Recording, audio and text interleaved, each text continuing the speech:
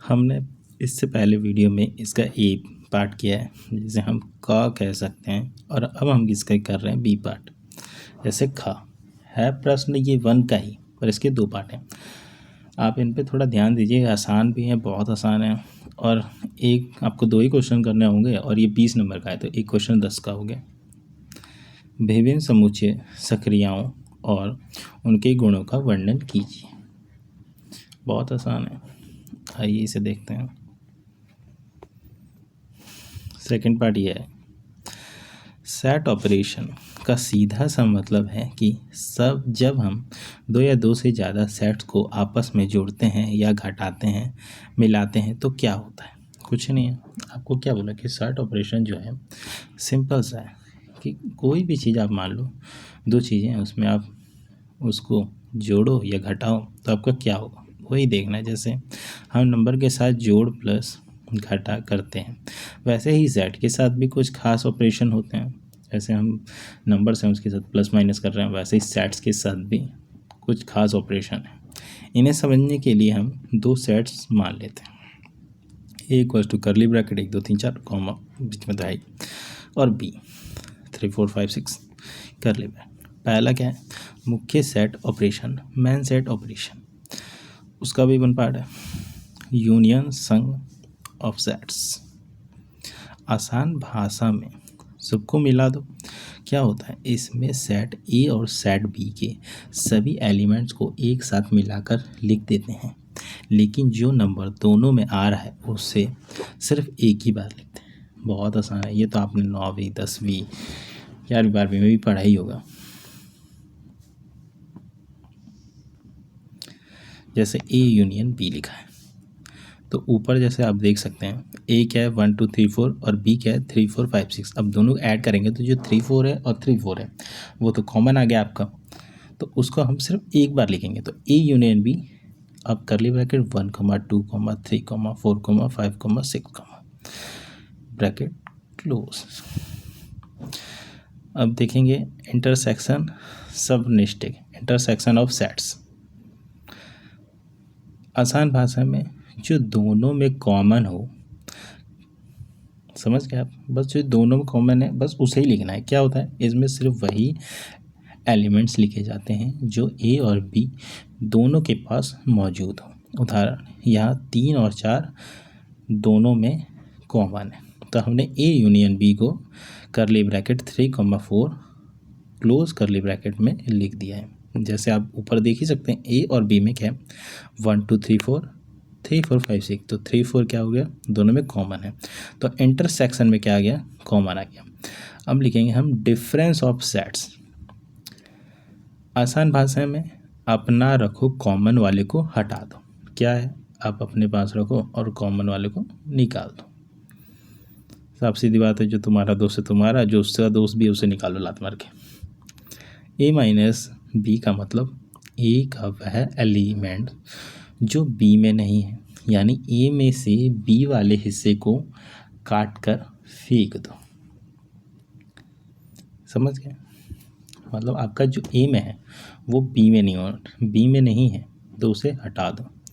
तो आप जैसे कि देख ही सकते हैं, ऊपर देख लेते हैं एक बार, क्या है आपका ए में 1 2 3 4 है और बी में 3 4 5 6 है, तो उसमें क्या है 3 4 5 6 है और आप में भी 3 4 5 6 है, तो आपको क्या करना है, उसको हटा देना है पूरा, बस अपना 1 2 रखना है।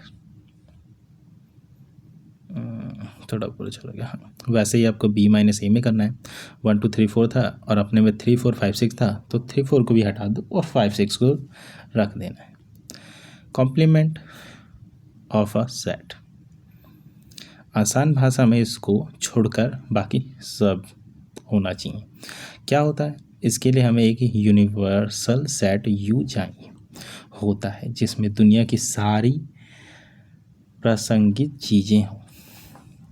इरेज का मतलब है यूनिवर्स सेट की वह एलिमेंट जो ए में नहीं। अगर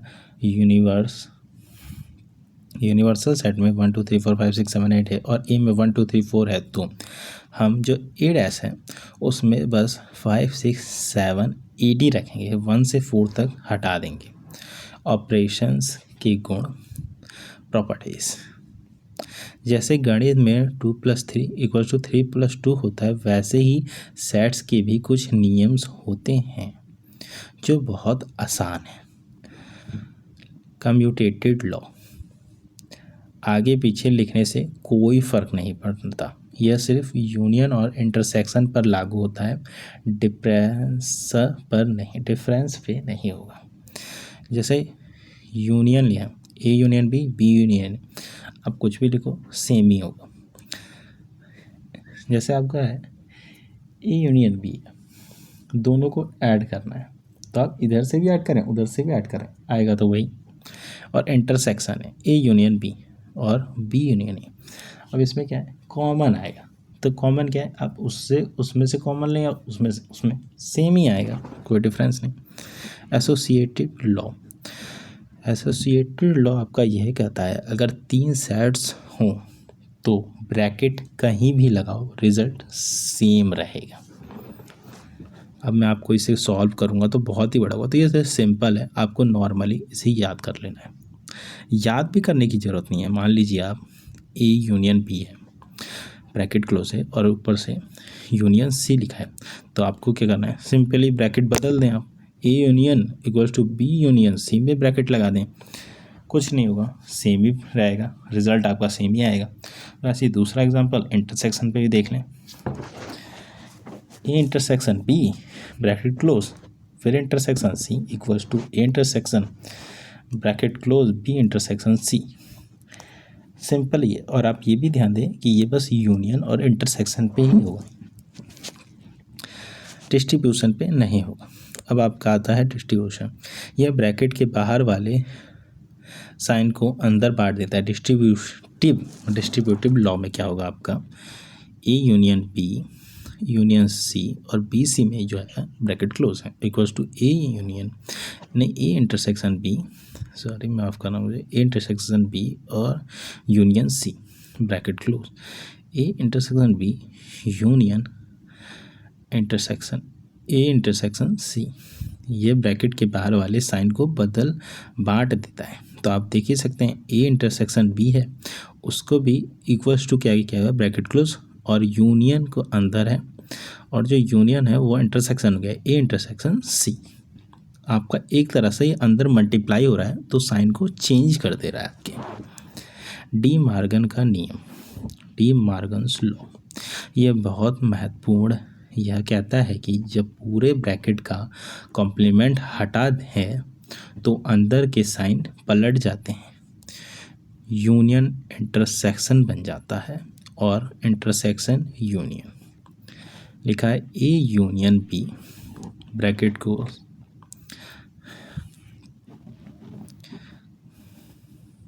= A dash intersection B dash, A intersection B bracket close dash = A dash = B dash. Identity law आपका क्या बताता है, अगर किसी सेट का खाली सेट के साथ यूनियन करेंगे तो वही सेट आपस में मिलेगा। जैसे ए यूनियन फाई = ए, मतलब वो खाली सेट है आपका। अगर यूनिवर्सल सेट के साथ भी इंटरसेक्ट करेंगे तो वही सेट मिलेगा। ए इंटरसेक्शन यूनिवर्सल सेट = ए, कुछ नहीं, आपको जिससे मल्टीप्लाई करेंगे मतलब जिससे भी निकालेंगे सेम ही आएगा, खाली सेट हो या यूनिवर्सल सेट हो। एक नज़र में क्विक रिवीजन कर लेते हैं। अब इसमें जैसे आपको याद है पेपर में तो जाने वाले हैं, तो आप इसे देख के क्विक रिवीजन कर सकते हैं। ऑपरेशन आइन, आसान मतलब हमारे उदाहरण का जवाब। लिखा है यूनियन, सभी मिला लो, 1 2 3 4 5 जानते हैं आप। इंटरसेक्शन सिर्फ कॉमन वाले लिखो। डिफरेंस ए - बी, तो सिर्फ शुद्ध ए लिखो, जो बी में है उसे हट। कॉम्प्लीमेंट ए डैश, ए को छोड़कर सब कुछ लिख दो। ये आपका यहाँ ख़त्म हो गया। अब अगले वीडियो में हम इसका दूसरा क्वेश्चन देखेंगे। यहाँ पे आपका पहला क्वेश्चन पूरी तरह से समाप्त होता है। Thank you.